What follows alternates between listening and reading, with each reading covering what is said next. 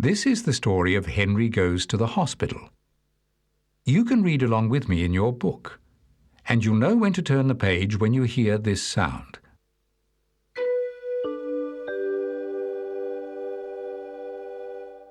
Listen to that sound again.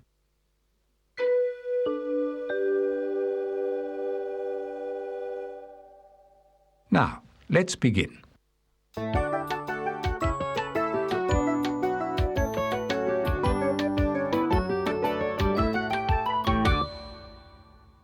Henry the Green Engine is always happy when his passengers come and say hello to him.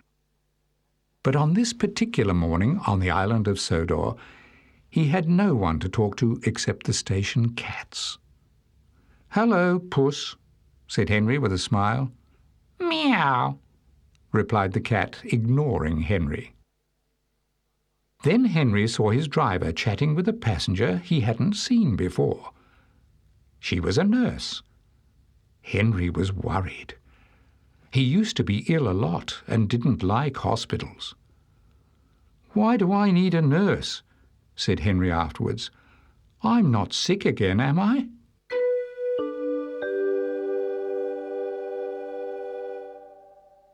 "No, silly," laughed his driver.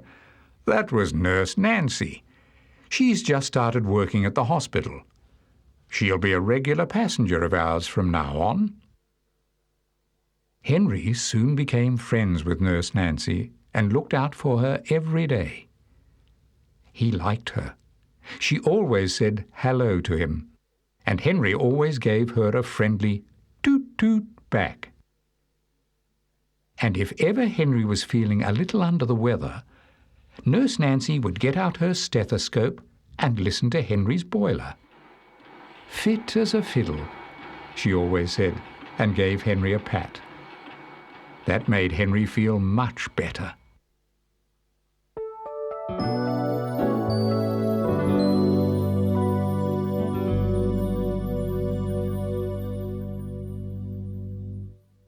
Then one morning, Nurse Nancy wasn't there. Henry was worried. "Have you seen Nurse Nancy?" the driver asked the guard. "Not today," said the guard. "I'll ask the ticket collector." "Have you seen Nurse Nancy?" the guard asked. "Not since yesterday," said the ticket collector. And the greengrocer, who was collecting some tomatoes, hadn't seen her either. It was getting late, and the other passengers were getting impatient. So the guard blew his whistle and waved his green flag. The train went without Nurse Nancy.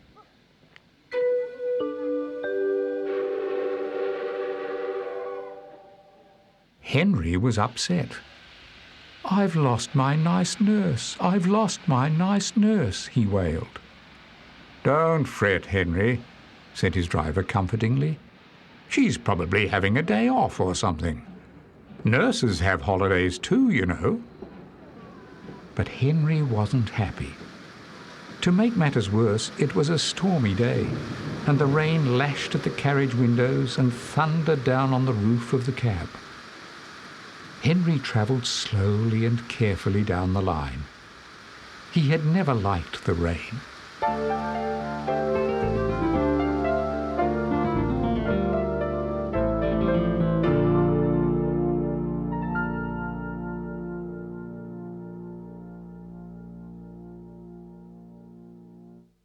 At the next station, Henry had to stop for a long time.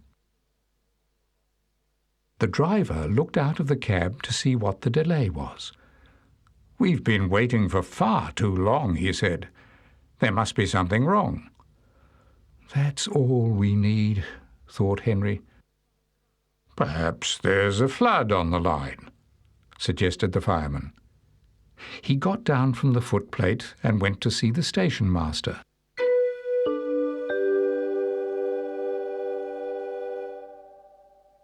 Soon the station master came to see Henry's driver. He looked worried. "We need your help, driver," he said. "A little girl called Amy has fallen off her bicycle and hurt her leg." Henry's driver looked concerned. "We should call an ambulance straight away." "I've already done that," said the station master, "but the ambulance has got stuck in the mud. I need you and your fireman to help push." Henry's driver thought for a moment. Then a smile came across his face. "I know," he said. "I've got a much better idea." "What is it?" asked the station master, intrigued. "Henry's train stops at the station near the hospital. Why not let Henry be the ambulance instead?" "That is a good idea," said the station master, and he went off to tell the ambulance driver.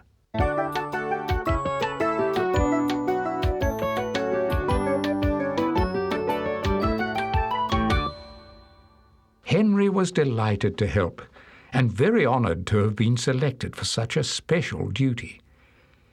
"If only Nurse Nancy was here to see me being an ambulance too," he thought to himself excitedly.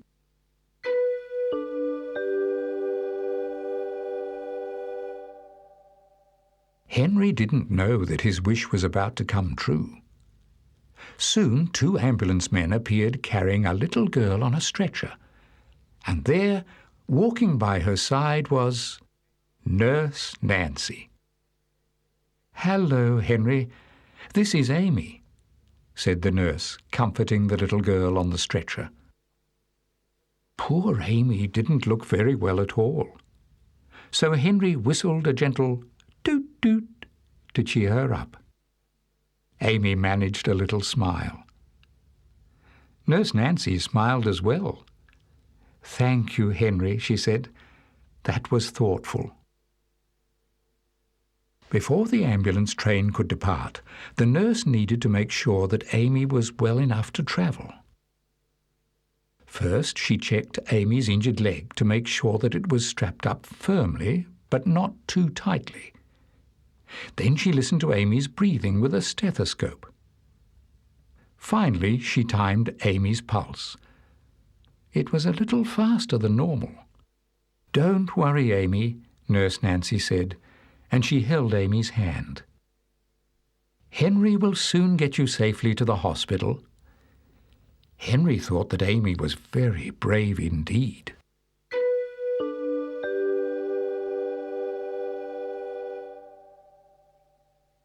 Amy's stretcher was placed carefully inside the carriage on a seat next to Nurse Nancy, who made sure that Amy was comfortable.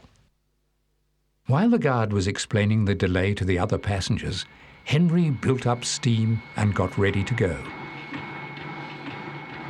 "Steady, Henry," his fireman warned.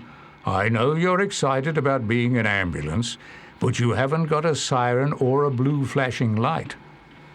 "That's right," his driver agreed. "Not too fast now. We want to be sure that young Amy gets there in one piece, as well as on time."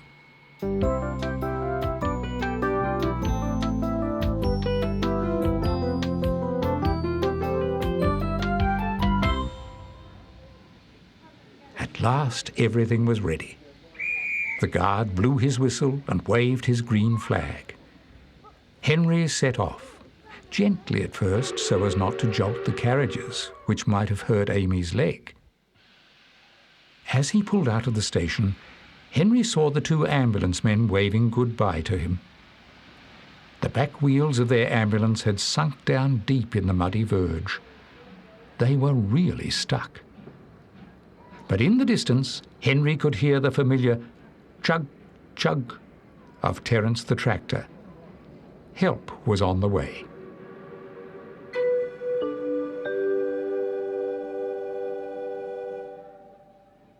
Henry made steady progress along the line. He kept up a good speed on the straight parts of the line, but was careful to slow down and take extra care at curves and level crossings.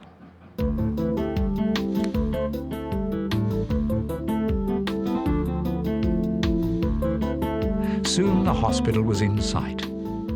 Henry's driver shut off steam, and Henry crept into the station and gently braked to a halt with hardly a sound.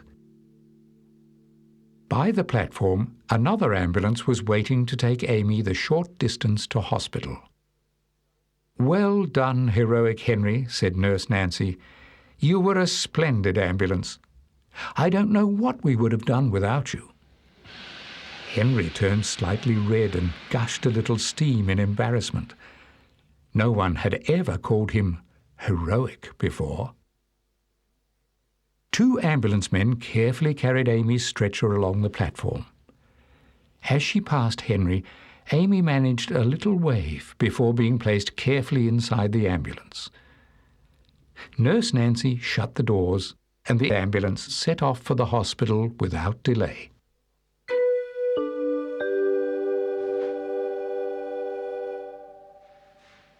When Amy reached the hospital's casualty department, the reception area was already full of patients needing urgent treatment. So Amy had to wait a long time before a doctor came to see her. The doctor carefully felt the bones in Amy's leg. She said. "I don't think you've broken anything, but we'd better take an X-ray to make sure." Amy was taken to the radiography department. Here, a special camera took an X-ray photograph of her injured leg.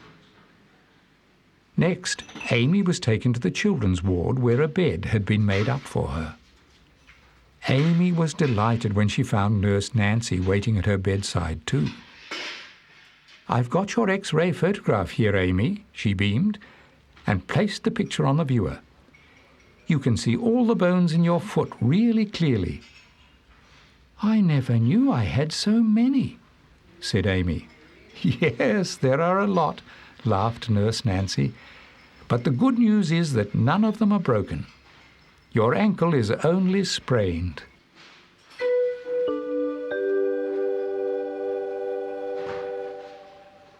Nurse Nancy carefully bandaged Amy's ankle.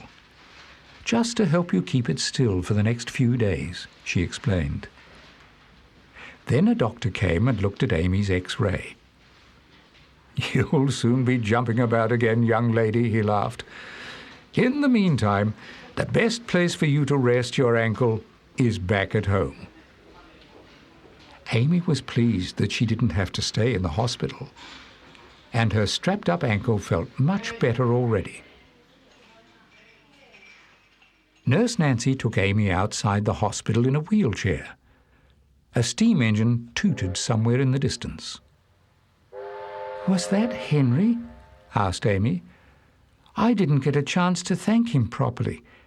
Perhaps I could go home in his train." Nurse Nancy smiled. "Well, I had thought you would go home with your mum," she said. "But why don't you ask her? Here she is now." And at that moment, Amy's mum arrived in her car.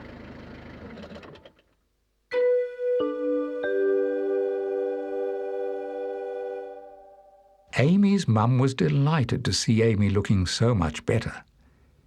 She helped Nurse Nancy lift Amy into the car and then folded up the wheelchair and stored it in the boot. "Time to go home, Amy," said her mum. But when she heard how Henry had helped in the rescue, she knew that the station must be their first port of call. Nurse Nancy came along as well. "I must thank my heroic Henry too," she said. Henry had been waiting at the platform, steaming gently. He was on his return journey and was ready to depart, but the signal was still set against him. He soon began to worry, especially when he heard from the station master that the fat controller was on his way to see him. "Oh dear," thought Henry sadly, "I do hope Amy is all right." But as soon as he saw Amy pull up in a car, he started to smile once more.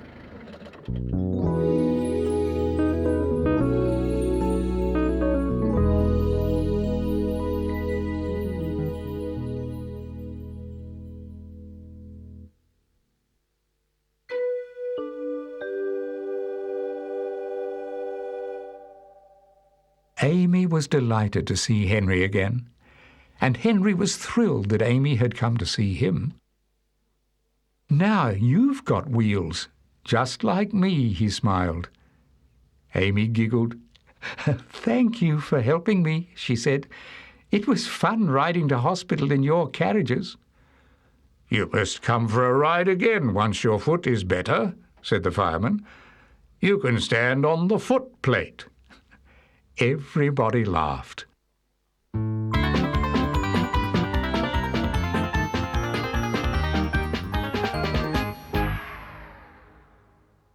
Henry had never been thanked so many times in his life.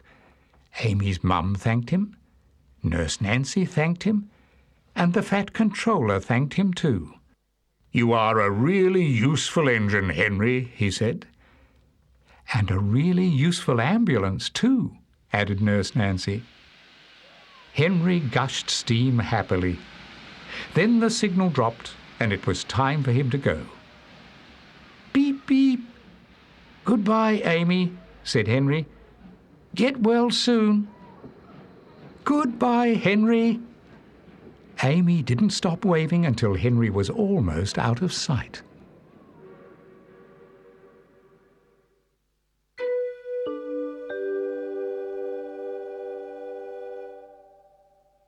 Henry has never needed to be an ambulance again, but he is always pleased to see Nurse Nancy, and is especially delighted when Amy comes for a ride too.